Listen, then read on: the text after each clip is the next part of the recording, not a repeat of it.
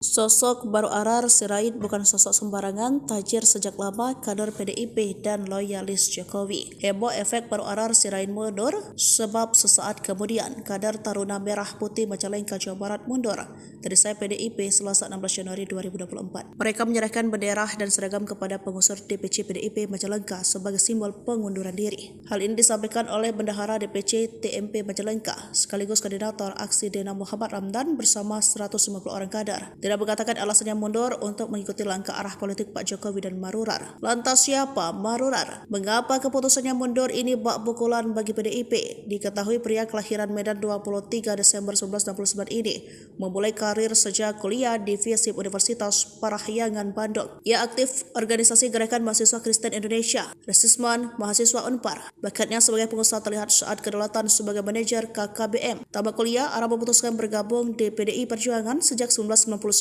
Karirnya moncer, terpilih sebagai anggota DPR RI, lalu terpilih lagi di periode 2009 hingga 2019.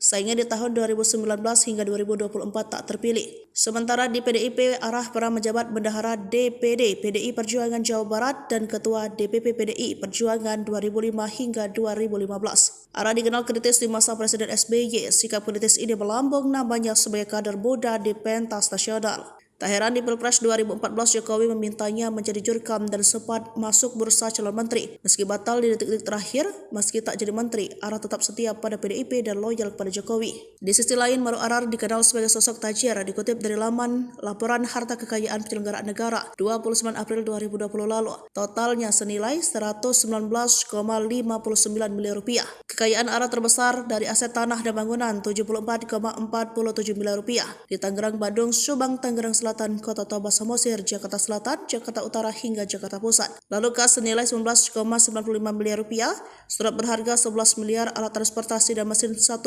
miliar rupiah, dan harta bergerak lainnya 7,4 miliar. Baru Arar Sirait juga tercatat memiliki utang 33,7 miliar rupiah.